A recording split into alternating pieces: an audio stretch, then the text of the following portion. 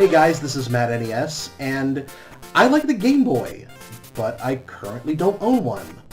Or at least I used to at one point. Okay, so long story short is, I used to own a Game Boy Advance SP AG101 model, which if you guys don't know is the brighter screened Game Boy Advance model. And I was more or less pretty much disappointed with it when I owned it. It wasn't the color that I wanted. It was kind of this like ugly, dark gray color that I didn't really like. I could tell it was used a whole bunch because the left button was kind of sticking a little bit. It was still functional, but you could just tell it wasn't, new. And it had this huge gash at the top of it. I ultimately didn't like it, but it was functional and I kept using it. But between now and then, I had moved a whole bunch, and now I don't know where it is. It's just kind of gone. Up to this point, I didn't end up buying a new one, hoping that the other one would turn up at some point, because the AG101 models of Game Boys are actually kind of uncommon and a little expensive. So time passes, and I've pretty much given up all hope of ever finding this Game Boy ever again. But I want to replace it. But then I start thinking of the downsides that might come with buying a used Game Boy Advance. Like, it could be damaged, the buttons may be sticky, the battery might be halfway dead. There's all kinds of issues that I don't really want to deal with. And I start thinking to myself, what can I really do to help this situation? You can't really go into a new store and buy a brand new Game Boy Advance anymore.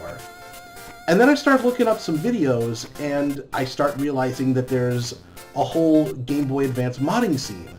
And I see this one video by a YouTuber named Metal Jesus Rocks, and he has this incredibly decked out, amazing Game Boy. It's got all these bells and whistles, it's got an amazingly huge bright screen, custom buttons, custom case with these crazy colors, a really loud speaker on it. It's incredibly awesome. And then I go and look up how much this thing is going to cost myself, and it's probably worth like half a month's rent. And I don't have that kind of money to drop on a Game Boy. And I'm sitting here thinking to myself, what can I do to remedy this? I don't really want to buy a used Game Boy anymore. And I also don't really want to spend hundreds and hundreds of dollars on an incredibly modded out unit. Even though it's incredibly awesome, I can't bring myself to spend that kind of cash on it. Well, I looked something up on eBay, and I think I found sort of a happy middle ground. So why don't I show you what I bought? So here it is in all its glory.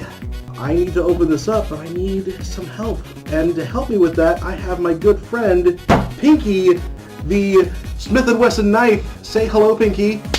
Just gonna make a couple quick decisions right here. Always make sure to cut towards yourself.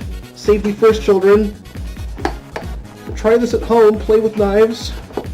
Don't listen to me. We're tearing it a little bit. It's fine. Alright, time to say goodnight, Pinky. Alright, so inside here... Oh, he bubble wrapped this one pretty good. Oh. We might need Pinky again. Nope, I can open this up by myself. Here we go. Alright, and we have our Game Boy Advance... okay, yeah, this is... Wow, this feels incredibly clean. Like, oh my god. Like, it feels like it's brand new, and this plastic, it definitely feels like the, plastic of a Game Boy Advance. This looks really, really nice. And the buttons all feel responsive and clicky. Yeah, this is, it's almost like owning a brand new Game Boy Advance.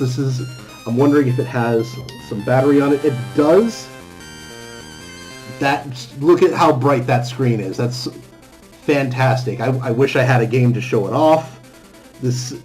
I'm pretty satisfied with this. Wow. Like, I was thinking that this could have possibly been like some cheap Chinese knockoff job, but I guess this guy might have had some sort of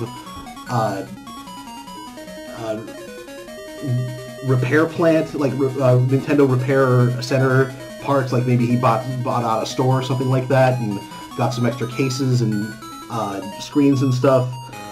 But yeah, this is, wow, this is incredibly clean. There's another thing in the package, I believe, too. This is just a third-party adapter, which is fine. But I believe I actually do own an official GBA charger still. I don't own the unit itself anymore, but I still have the charger. So I don't know. Maybe I'll use this one. Maybe I'll use the official one. We'll see. But yeah, guys, this is pretty great. The hinge. I noticed the hinge is also a little like it's like smoother than the original. Like I know the hinges were prone to breaking on the other ones if you weren't careful, but this one like feels sort of like weighted and reinforced. So maybe that won't happen as often. But yeah, this is, it's got that nice, silver color that I like. Like this is, I'm very, very happy with this. So yeah, I would call this an absolute success. So, final verdict? I love it. It's definitely a little bit pricey, but in my opinion, it's absolutely worth every single penny that I spent on this new Game Boy. Just being transparent, not at all affiliated with this guy, not promoting this whatsoever, but at the same time, if you guys are interested in buying one of these yourselves, I can leave a link in the description. But yeah, I want to thank you guys so much for watching my video, and if you want to see more content like this, liking, subscribing, commenting, notification bell, all that stuff really does help me out, especially when I'm trying to grow this small channel of mine. But I want to thank you guys so much again for watching. Take care.